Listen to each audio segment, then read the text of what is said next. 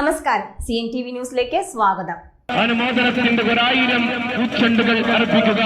പിറന്ന വീണ നാടിൽ ജീവിക്കാൻ ഭരണഘടന നൽകിയ അവകാശങ്ങൾ തച്ചുതകർത്തുകൊണ്ട് രാജ്യത്തിന്റെ പൗരന്മാരെ. ഇന്ത്യൻ നാഷണൽ കോൺഗ്രസിന്റെ 140ാം ജന്മദിനാഘോഷ പരിപാടിയുടെ ഭാഗമായി തവനൂർ മണ്ഡലം കോൺഗ്രസ് കമ്മിറ്റി പദയാത്ര സംഘടിപ്പിച്ചു. മണ്ഡലം പ്രസിഡന്റ് VK ഹരിയേന്ദ്രന് പതാക കൈമാറി. DCC സെക്രട്ടറി TP മുഹമ്മദ് പദയാത്ര ഉദ്ഘാടനം ചെയ്തു. ഇതിന്റെ സമാപന സ്ഥലമായ ഐക്യത്തിലേക്ക് നീങ്ങുകയാണ്.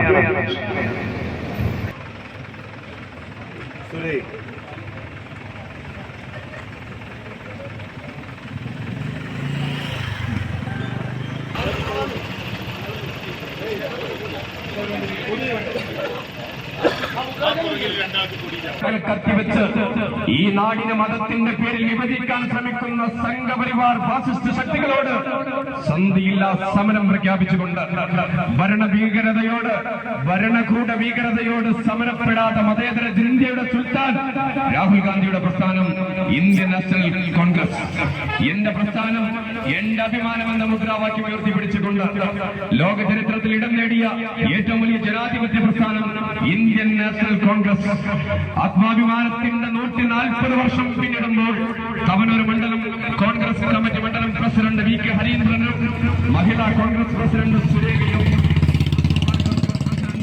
ഷാഹുൽ കടകശ്ശേരിയും നേതൃത്വത്തിൽ നടത്തപ്പെടുന്ന പദയാത്രയാണ് ഈ വാഹനത്തിന്റെ തൊട്ടു പിന്നാലെ കടന്നു വരുന്നത്. പ്രിയമുള്ളവരെ, ആശീർവദിക്കുക, അനുമോദിക്കുക. അനുമോദനത്തിന്റെ 1000 പൂച്ചെണ്ടുകൾ അർപ്പിക്കുക. പിറന്ന വീണ നാടിൽ ജീവിക്കാൻ ഭരണഘടന നൽകിയ അവകാശങ്ങൾ തച്ചുതകർത്തുകൊണ്ട് രാജ്യത്തിന്റെ പൗരന്മാരെ ജാതിയുടെ, മതത്തിന്റെ, വർണ്ണവർഗത്തിന്റെ പേരിൽ വിഭജിച്ചു നിർത്താൻ രാജ്യത്തെ ഭരണകൂടം നേതൃത്വം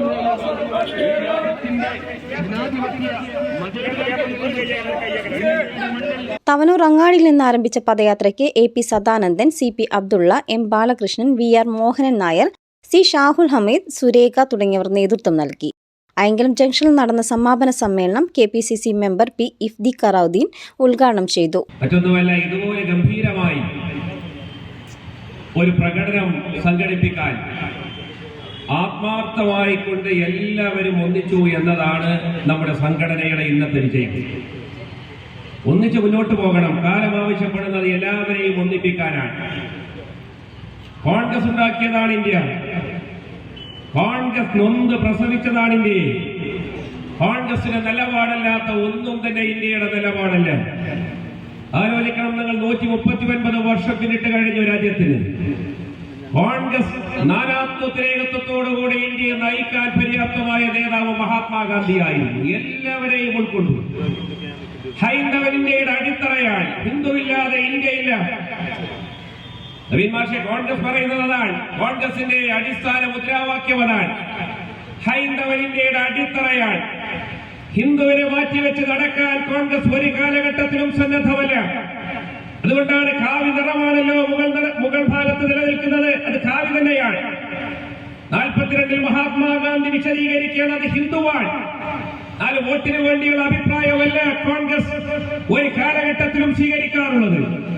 അതുകൊണ്ടാണ് ഇന്ത്യയുടെ പതാകയെ കുറിച്ച് ദേശീയ നിലപാടെന്ത് എന്ന് 42 മഹാത്മാഗാന്ധി പറഞ്ഞത്. അത് ഹൈന്ദവൻ തന്നെയാണ്. അവൻ ഇന്ത്യയുടെ അടിത്തറയാണ്. ഹിന്ദുവാണ് ഇന്ത്യയുടെ അടിത്തറ. അതാണ് ഇന്ത്യയുടെ അടിസ്ഥാനം. അതുകൊണ്ട് തന്നെ ഇന്ത്യൻ പതാകയുടെ ഒരു ഭാഗം അത് ഹൈന്ദവനെ ഉൾക്കൊണ്ടോ എന്ന് പ്രഖ്യാപിക്കാൻ തന്നെയാണ് കാവി നിറത്തെ ഉപയോഗിച്ചത്. മറുഭാഗത്ത് ആ പച്ചനിറമാണ്. ആ പച്ചനിറം മുസൽമാനാണ്.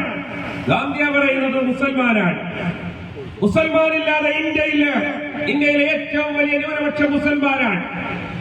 ആ മുസ്ലിങ്ങൾ ഇന്ത്യയുടെ അടിസ്ഥാനം തന്നെയാണ്. ഈ 2 വിഭാഗവും ഒന്നിച്ചാൽ ഇന്ത്യ എന്ന രാജ്യം സുരക്ഷിതമാണ്. മധ്യത്തിൽ വെളുത്ത നിറമാണ്.